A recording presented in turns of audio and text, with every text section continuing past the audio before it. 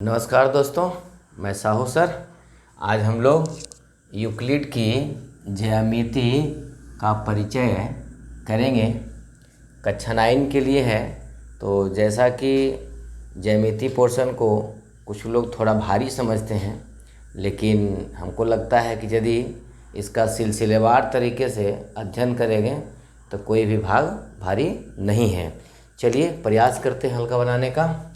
तो सबसे पहले बिंदु जानते हैं।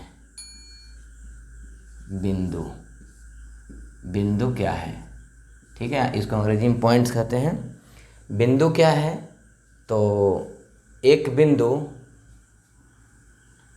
के बारे में जानेंगे। सबसे पहले जानिए कि इसको क्या कहते हैं, बिंदु।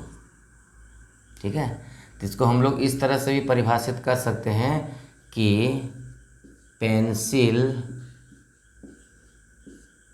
के पॉइंट को कागज पर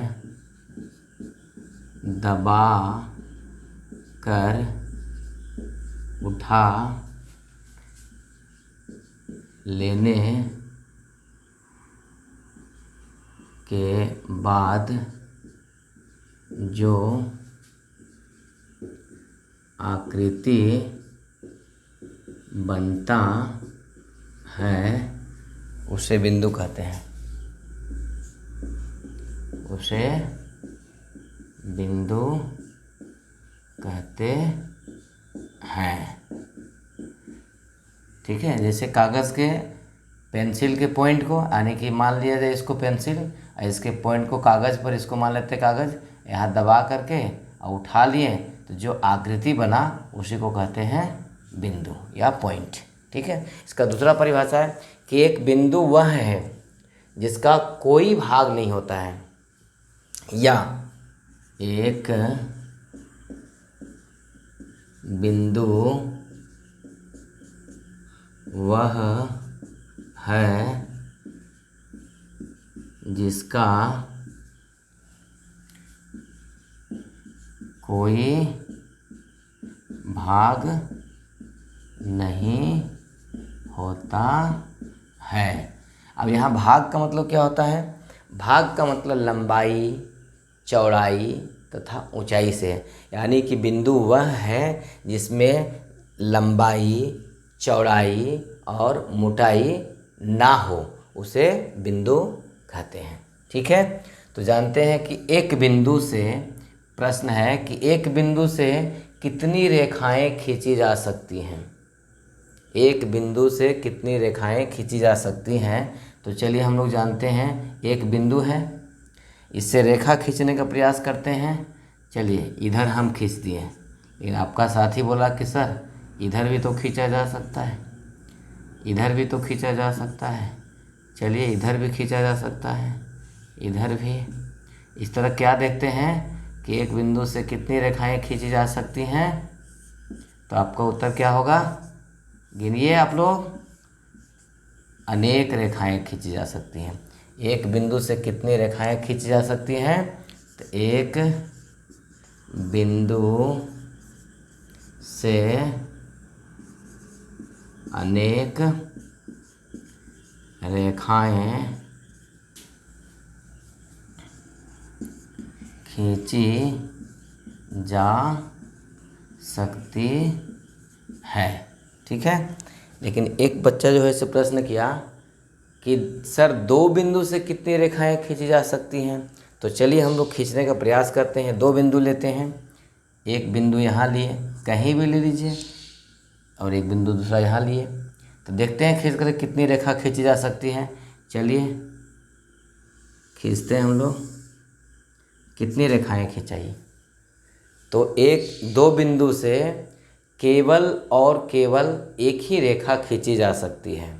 क्या है? दो बिंदु से होकर के, दो बिंदु से सिर्फ एक रेखा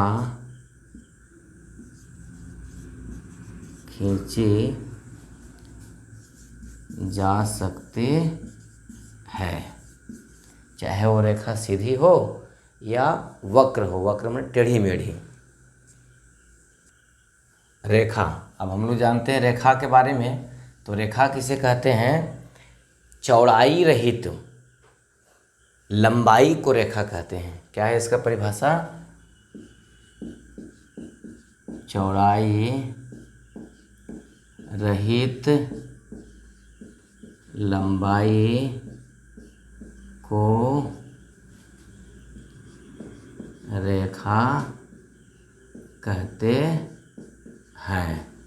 समझना है, चौड़ाई रहित, जैसे मान लिया जाए कि इसको हम रेखा मानते हैं, लेकिन क्या है, ये लंबाई है, चौड़ाई नहीं होना चाहिए लेकिन लंबाई होना चाहिए, उसी को हम क्या कहेंगे?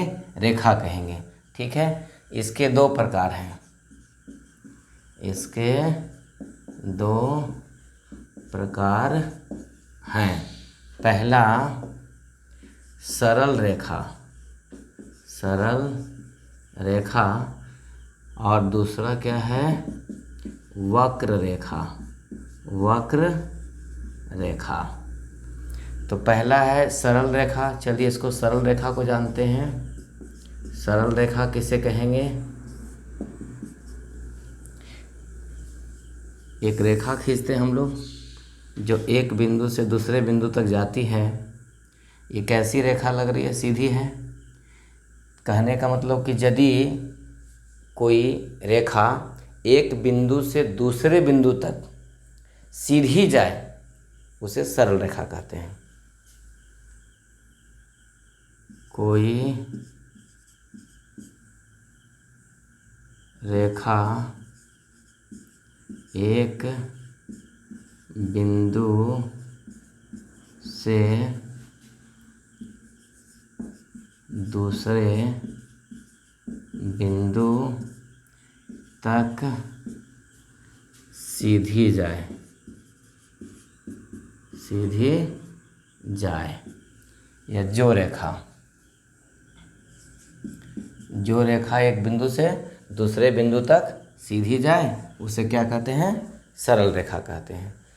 दूसरा है वक्र रेखा, वक्र रेखा, वक्र रेखा का मतलब टेढ़ी मेढ़ी रेखा। जो रेखा एक बिंदु से दूसरे बिंदु तक अपनी दिशा बदलती हुई जाए। क्या है?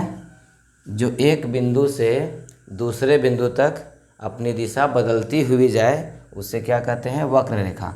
जैसे एक बिंदु हमारा यहाँ है, दूसरा बिंदु यहाँ है। अब चलिए हम इस बिंदु तक पहुँचते हैं। इस बिंदु से चलना शुरू किए हैं और हम चल रहे हैं, पहुँच गए यहाँ तक लेकिन कैसे जा रहे हैं?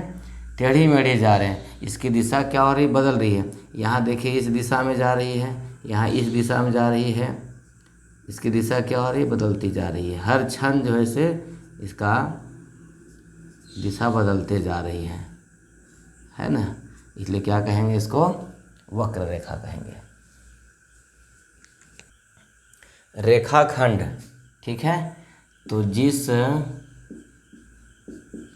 रेखा के दो अंत बिंदु हो, उसे क्या कहते हैं? रेखाखंड कहते हैं। जैसे मान लिया जाए कि एक रेखा लिए, अब यहाँ इसका जो है से क्या किया है? ए दे दिया है, और इसका जो है से ये है बी पॉइंट।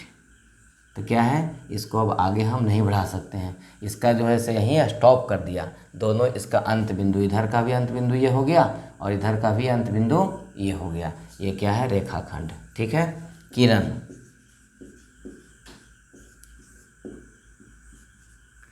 जिस रेखा के एक अंत बिंदु हो, जिस रेखा के एक अंत बिंदु हो, यानी कि जैसे यहाँ से ले रहे हैं, इसका एक अंत बिंदु यहाँ है, लेकिन इसको जो है से इस तरह से दिखा दिया तीर के निशान से, इसी को कहते हैं किरण। ठीक है, चलिए हम लोग पढ़ते हैं यूक्लिड के कुछ अभिगृहित के बारे में। ठीक है, तो पहला अभिगृहित क्या है कि वे वस्तुएं जो एक ही वस्तु के समान हो, एक दूसरे के समान होती हैं। जैसे हमारे पास एक वस्तु ये है और दूसरा वस्तु ये है, दोनों क्या हैं, एक दूसरे के बराबर हैं, एक दूसरे के क्या हैं, समान हैं, तो ये दोनों समान होंगे। लेकिन दूसरा पॉइंट क्या कहता है कि अगर बराबरों को बराबरों में जोड़ने पर तो पूर्ण भी बराबर होता है। समझने की ज़रूरत है। हमारे पास ये दो वस्तु बराबर वस्तु हैं। ठीक है, ये दो वस्तु हैं जो क्या हैं, बराबर है। देख सकते हैं आप लोग, लंबाई में बराबर है, लेकिन ये जो है से अभी अपूर्ण है। लेकिन इसमें जब हम इसका जो है से ढक्कन लगा देते हैं, ठीक है, और इसमें भी इसका ढक्कन लगाते हैं, यानी कि कहने का तात्पर्य ये हुआ कि दोनों में क्या किए, समान लंबाई का ढक्कन जोड़ दिए, तो ये पूर्ण हो गया। तो दोनों का पूर्ण भी जो है से क्या है, लंबाई में क्या होगा, बराबर होगा, बराबर है। ठीक है, तीसरा क्या कहता है कि यदि बराबरों को बराबरों में से घटाया जाए, जैसे अभी ये दोनों वस्तु क्या थे, बराबर थे, ये बराबर हैं। ठीक है, और इन दोनों में से बराबर चीज़ घटा दिया जाए। जैसे मान लिया जाए कि अगर हम इसको हटा दिए और इसको भी हटा दिए तो क्या हुआ, ये शेषफल हो गया। ये दोनों जो शेषफल हैं, यानी कि दोनों ढक्कन हैं, सो क्या होंगे, बराबर होंगे। या वो भी शेषफल हो सकता है, ये भी हमारा शेषफल हो सकता है, ये शेष बच गए हैं, ये भी दोनों क्या हैं, आपस में बराबर हैं। ठीक है, वे वस्तुएं जो आपस में संपाती हों, माने समान अनुपात में हो, यदि बराबर बराबर हिस्सा में उसको हम बांटें तो क्या होगा, वो भी क्या होगा, दोनों टुकड़ा जो होगा या चारों टुकड़ा होगा या तीनों टुकड़ा होगा, वो भी आपस में बराबर होगा। पांचवा क्या कहता है, पूर्ण। जैसे ये कलम जो है से हमारा ये पूर्ण है, ये पूर्ण है, और क्या है, भाग से मान ले कि अभी ये दोनों बराबर था, ये पूर्ण है और ये भाग है, दो टुकड़ा कर दिए, तो ये टुकड़ा जो है पूर्ण से छोटा है ना, यानी कि पूर्ण जो है से अपना भाग से बड़ा है, ये भी उसका भाग है, तो ये पूर्ण है और ये इसका भाग है, तो क्या है, पूर्ण जो है से अपने भाग से बड़ा होता है, यही कह रहा है। छठा क्या है कि एक ही वस्तुओं के दो गुने आपस में समान होते हैं। जैसे एक ही वस्तु हमारे पास है और उसको दुगुना कर दिए, तो दुगुना कर देंगे तो दोनों जो होगा वो भी क्या होगा, आपस में बराबर ही होगा। और अंतिम है कि एक ही वस्तुओं के आधे, जैसे मान लीजिए हमारे पास एक हाथ का रस्सी है और उस रस्सी को हम बीच में मोड़ करके दो भाग में बांट दिए, तो वो दोनों टुकड़े जो होंगे वो भी क्या होंगे, परस्पर आपस में बराबर होंगे। इसको हम लोग को ध्यान रखना है कि घर गांव में जो हम लोग देहात में यूज़ करते हैं, ये बिल्कुल वो जो है से उसी सामान्य तरीके से हैं। ये बिल्कुल समझने की ज़रूरत है और आसानी से समझ सकते हैं। जैसे कहने का तात्पर्य ये हुआ कि हमारे पास एक तराजू है, एक तराजू पर 1 केजी का बटखरा चढ़ा हुआ है और उसके दूसरे दाएं तरफ जो है से 1 केजी के बराबर सामान चढ़ा हुआ है, तो ये दोनों आपस में बराबर हैं। जब इधर हम क्या करते हैं कि 100 ग्राम चढ़ाते हैं और इधर 100 ग्राम वस्तु चढ़ाते हैं, तब भी दोनों का पलटा का संतुलन रहेगा, बराबर रहेगा।